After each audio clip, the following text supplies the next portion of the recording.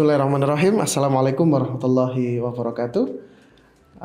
Alhamdulillah wabihi nasta'inu ala umuri dunya waddin wassalatu wassalamu ala asrofil mursalin Sayyidina Muhammadin wa ala alihi wa sahbihi ajma'in. Rabbi shrah li sadri wa yassir li amri wahlul 'uqdatam min lisani yafqahu qawli. Halo peserta Sisma TV yang kami banggakan dan semoga senantiasa dalam keadaan yang bahagia. Amin ya rabbal alamin. Hari ini kita bersama lagi dengan host yang berbeda pastinya. Dengan saya Gulam Nurul Wildan atau biasa dipanggil dengan Gulam di acara ataupun dalam segmen Ruang Inspirasi yang mana pada hari ini kita kedatangan tamu spesial yang mana tamu tersebut barusan pulang dari Jakarta dengan membawa medali emas pertama di Sekolah Islam Sabilillah Malang dari ajang Olimpiade Sains Nasional tahun 2024 yang diselenggarakan oleh Kementerian Pendidikan dan Kebudayaan Republik Indonesia. Kita berkenalan langsung dengan dia, yaitu Mas Tristan Rafael Fatih. Halo Mas Tristan.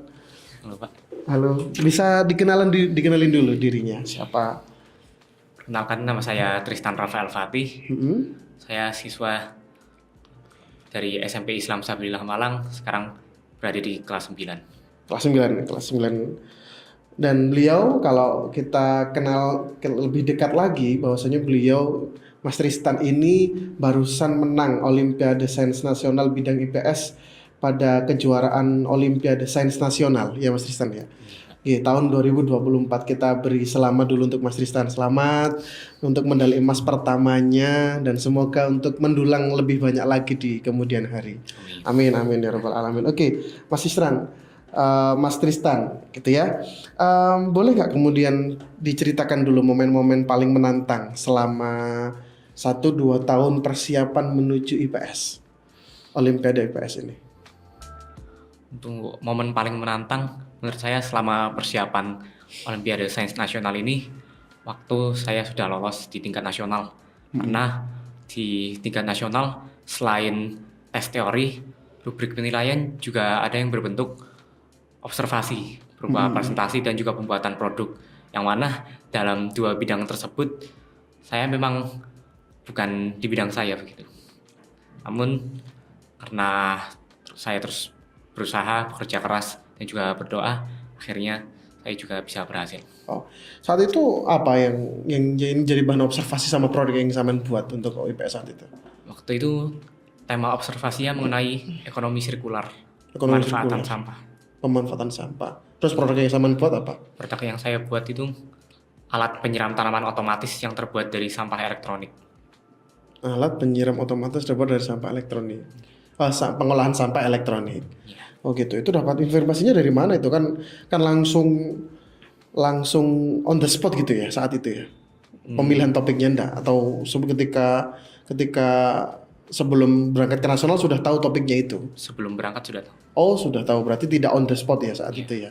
Sehingga kemudian dibantu, terus kemudian juga kebetulan di sekolah ada My Project yang arahnya juga sudah terbiasa mungkin dengan seperti itu. Jadi menantangnya karena ada project itu tadi. Ya, dan juga di sananya kan nanti juga presentasi. Kira-kira saat itu saingan yang paling berat itu siapa? Saat itu yang menurut pandanganmu? Menurut saya mungkin yang paling berat yang sama dari Pulau Jawa, karena kan memang biasanya di tahun-tahun sebelumnya juga dari Pulau Jawa memang banyak yang menang, yang mendapatkan medali gitu.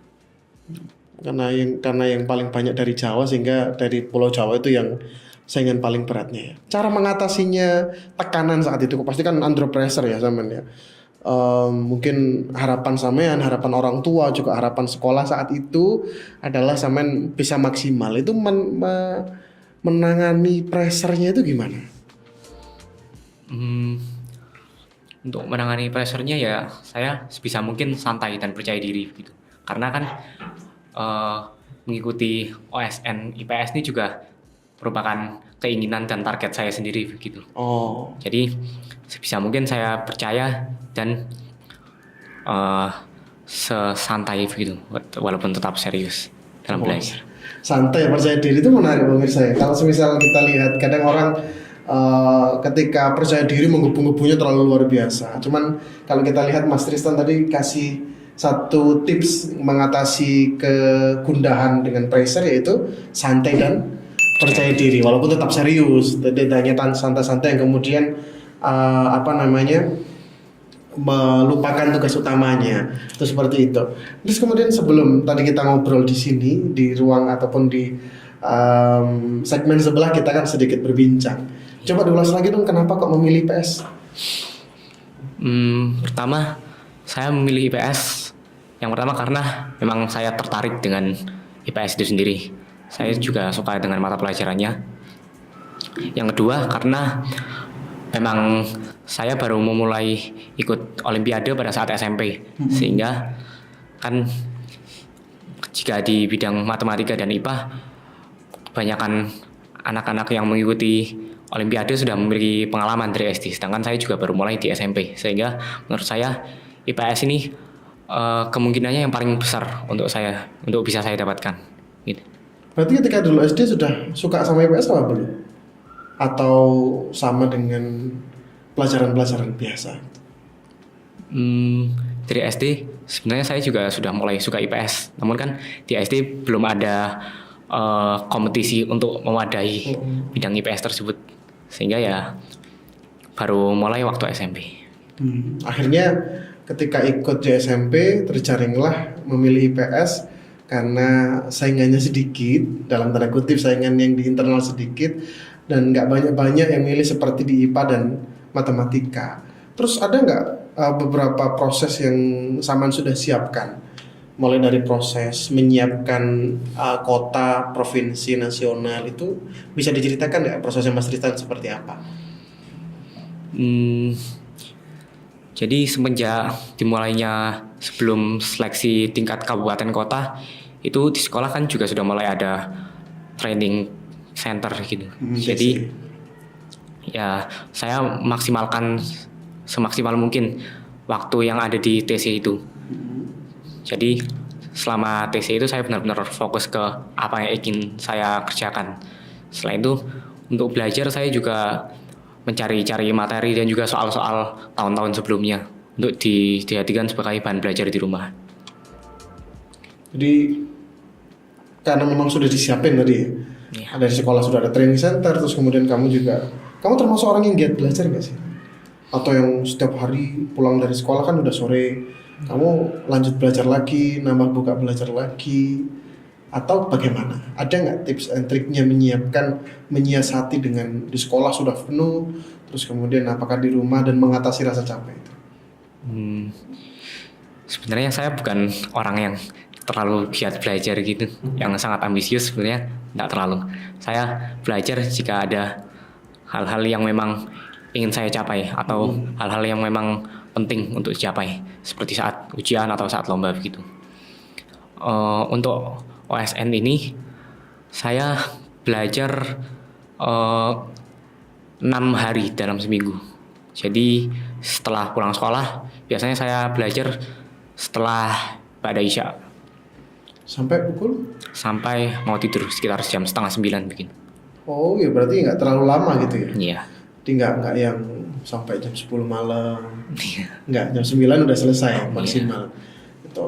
Terus saya juga belajar sambil dibawa santai sih, sambil mendengarkan musik atau sambil makan, sambil minum gitu. Jadi nggak terlalu tegang waktu belajar. Jadi tetap enjoy saat belajar dan nggak ada tekanan. Dan nggak ada tekanan. Ya. Mengatasi nggak ada tekanan itu gimana? Kan pasti otomatis kita punya mimpi nih sama Tristan, ujung tombaknya nih gitu. Kan pasti kan itu tekanan. Gimana caranya Tristan menghilangi itu bukan tekanan? Kalau menurut saya sih, ya seperti yang saya bilang tadi, yang penting tuh percaya diri dulu. Masalah menang kalah, ya namanya perlombaan pasti ada yang menang, pasti ada yang kalah kan. Ya jadi yang penting kita sudah berusaha, sudah belajar, berdoa gitu. Ya sama tadi yang disampaikan sama Tristan, saya juga notice bahwasanya ini adalah pilihannya Tristan kan, pilihannya sampean, terus kemudian Ini juga challenge untuk diri sendiri, sehingga kemudian ya mau tidak mau maka saya harus berjuang dengan IPS yang sudah saya pilih ini. Itu menarik saya kira. Jadi satu inspirasi buat kita bahwa kalau sudah kita yang memilih untuk itu, maka kita harus konsekuen. Konsekuennya adalah dengan bentuk tanggung jawab, dengan serius, terus kemudian pola belajarnya ditambah, kepercayaan dirinya ditambah, terus kemudian dibawa santai seperti itu. Nah, kalau ngomongin masalah IPS, kembali ke IPS ini, apa sih kira-kira kemudian hal dari IPS yang paling kamu sukain? Sebenarnya waktu saya pertama kali suka IPS tuh karena materi geografi sebenarnya. Karena saya memang tertarik untuk mempelajari mengenai kondisi dan budaya di negara-negara lain gitu selain Indonesia, dan juga sebenarnya kondisi dari Indonesia sendiri sih. Sehingga memang saya tertarik dengan hal-hal yang berhubungan dengan negara-negara. Pertamanya dari situ. Terus kemudian Berkembang ke mulai saat belajar materi-materi lain di IPS, dan untuk sekarang saya paling suka di ekonomi. Ada nggak kira-kira seberapa berpengaruh kita belajar IPS sama perubahan di Indonesia yang paling dekat mungkin, ataupun secara makro ataupun secara luas, kira-kira IPS itu punya potensi nggak sih memberikan solusi untuk beberapa permasalahan di Indonesia? Iya, IPS sebenarnya dapat memberikan solusi terhadap sebagian masalah di Indonesia. Yang paling terlihat sebenarnya dari masalah mengenai perubahan iklim dan juga lingkungan di Indonesia, seperti penanganan masalah tentang perubahan iklim, pemanasan global gitu, yang dapat kita atasi dengan mengurangi penggunaan gas karbon misalnya. Dan itu bisa dimulai sejak kapan kira-kira menurut Samuel? Atau sebenarnya untuk mengatasi masalah tersebut bisa dimulai sedini mungkin, sesegera mungkin, karena masalah perubahan iklim ini kan masalah yang cukup serius dan tidak hanya di Indonesia namun di seluruh dunia.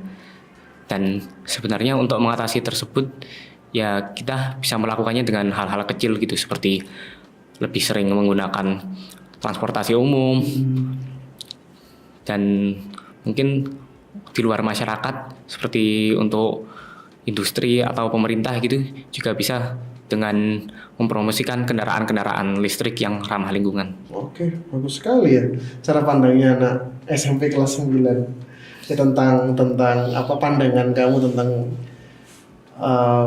pemanasan perubahan iklim dan perubahan global yang saat ini ada. Nah, terus kemudian ini pertanyaan menarik.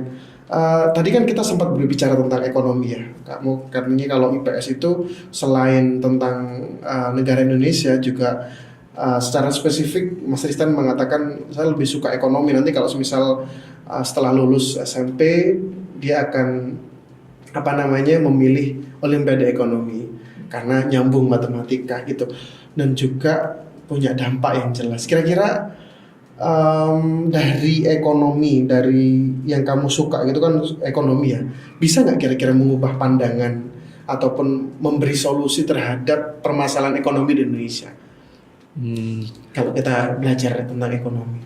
Ya, jadi mungkin salah satu permasalahan ekonomi yang besar di Indonesia yaitu Indonesia ini sering melakukan ekspor bahan-bahan mentah ke luar negeri, yang dimana harga dari bahan-bahan mentah itu cukup rendah jika dibandingkan dengan barang yang sudah jadi, seperti contohnya nikel begitu. Nikel yang masih mentah yang belum diolah itu jika diekspor harganya memang rendah, namun jika Indonesia bisa mengelolanya dan menjadikannya sebuah baterai untuk kendaraan ataupun alat-alat elektronik, baterai itu harganya bisa sangat tinggi dan dapat berpengaruh besar terhadap pertumbuhan ekonomi di Indonesia. Jadi lanjut. Masalahnya yaitu tadi Indonesia sering mengekspor barang-barang yang masih mentah, padahal jika diolah itu bisa menjadi potensi ekonomi yang sangat besar bagi Indonesia. Itu berarti ekonomi memiliki cara pandang yang berbeda. Maksud saya itu apakah kemudian kesukaanmu dengan IPS mengubah cara pandangmu terhadap dunia dengan Indonesia tadi? Semisal tadi kan kamu berpandangan kalau semisal Indonesia itu tidak lagi menjual barang-barang mentah pasti akan punya ekonomi yang bagus. Itu dari kecintaanmu dengan IPS atau hanya baca-baca saja di luar sana?